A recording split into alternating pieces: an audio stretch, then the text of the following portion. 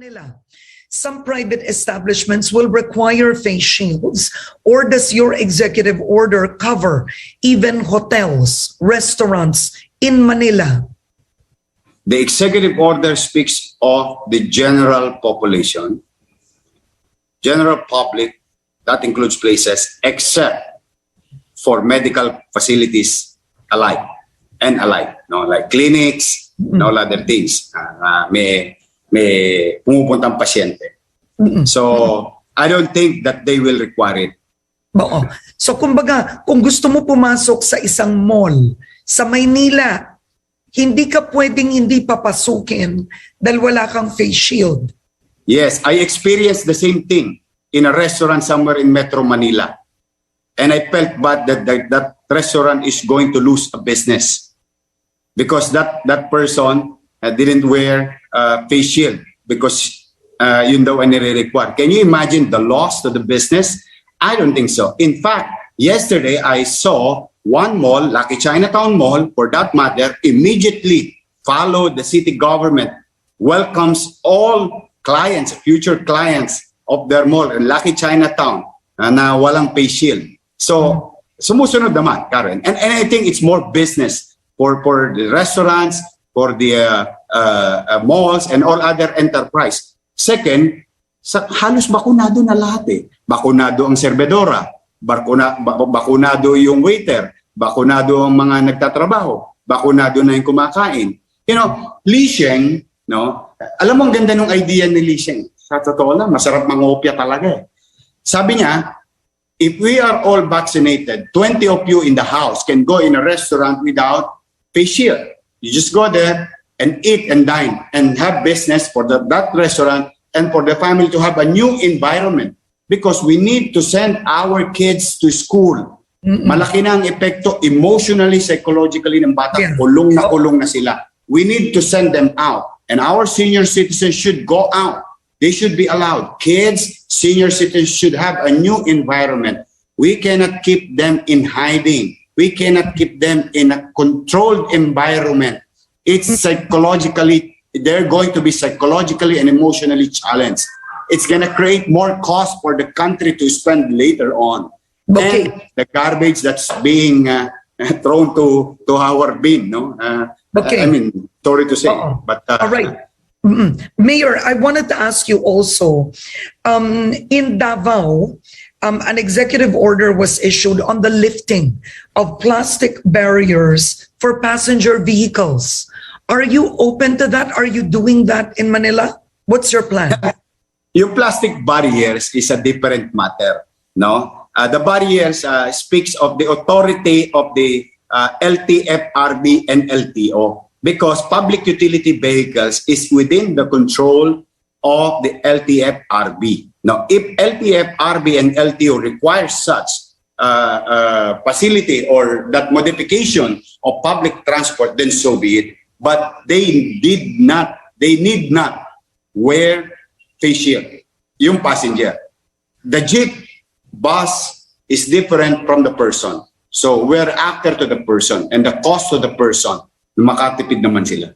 Okay. Now, moving on to other issues, while the DILG supports the power, Thank you. Reinforces the power, of LGUs when it comes to these, the DILG is also recommending that those unvaccinated with 4Ps not be given their subsidy.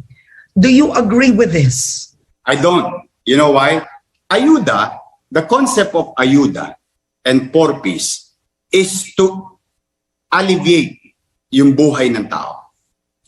And you cannot penalize somebody because ayaw nila magpabakuna, hindi na natin sila bibigyan ng ayuda. Then it defeats the purpose of the government to help the poorest of the poor to be alleviated. Itaas yung antas ng pamumuhay niya, gumaang antas ng pamumuhay niya. You cannot penalize them for not being vaccinated. That is unfair. Now, di ba meron din naman mga mayayaman na ayaw magpabakuna? We must respect decisions of our people. The best way to do is like in Metro Manila, honestly say in Metro Manila, all the mayors in Metro Manila are really doing their job. And that includes other mayors in their respective locality, doing their job to convince their constituency to get vaccinated. And to be honest with you, Karen, before we used to vaccinate 47,000 people a day. You know how many vaccination that we are doing right now? 2,000, 1,000. We continue the effort. While it is true that we are beyond what is being required, but we continue the effort surgically and reach them in their comfort of their home, in their community, in their workplace. So hindi titigil. So my point is, you cannot penalize. Kawawa naman. Ano bang uri tayo ng gobyerno? Puro tayo penalty. Bakit puro na lang pahirap sa pahirap sa tao? Instead of understanding the people. Understanding is matrabahong bagay. And that is our job. We have to do our job. Ano ang dahilan? Bakit ayaw magpabakuna? That should be the problem. That should be given a solution. Anong kailangan gawin? Ako, I will not agree to that. Kasi ayuda is different because it speaks of alleviation, poverty alleviation. Then bakuna is the safety. No? And I think there is other ways, other means to convince the people to get protected through vaccination. Now, Mayor, there are some sectors, even Secretary Carlito Galvez is agreeing to mandatory vaccination. And parts of the United States, some sectors, no less than the US President, has ordered government workers to be vaccinated. There are universities that won't allow face-to-face if their teachers and students are not vaccinated. Do you agree to any form of mandatory vaccination with certain sectors? Some form, I agree.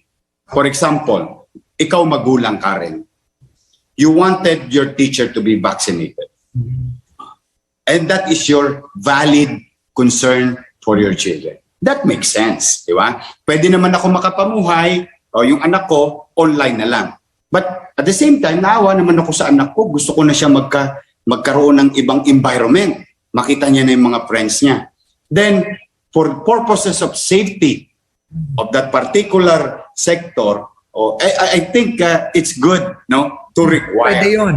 Kasi ang purpose, let's say schools. safety. Bago mag face-to-face, you agree, schools, if you want face-to-face, you all have to be vaccinated. And create a facility, equipment, tools that will continue to protect the teachers, the school workers, and the students, which what we did about almost a month ago. Kasi we're wishing na mapili ang Maynila, isa sa mga school namin, na mapili sa face-to-face para may online, may face-to-face. Because we need to move on. We need to push forward. Because we cannot stagnate. We cannot hibernate. Because people are affected emotionally and psychologically, especially the kids nowadays. Alam na natin yon bilang magulang. So, kung merong kinakailangan, then so be it. Yes, I agree on that aspect because it speaks of safety. Valid issue.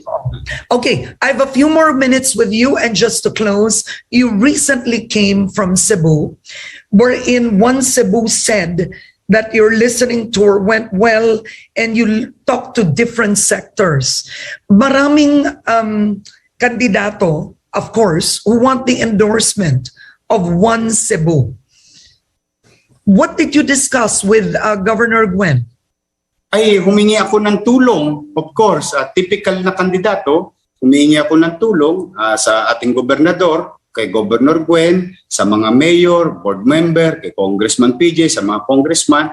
At the same time, sana matulungan nga nila ako. I'm wishing for that. I need a lot of help, Karen. You know that. Pero tinulungan din naman nila ako. Sabi ko, Gov Gwen, pupunta ako sa mga bayan-bayan, sa tourism hub, sa industry, yung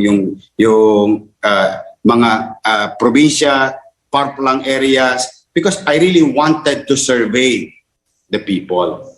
Survey their concerns, inaing, dreams and aspiration.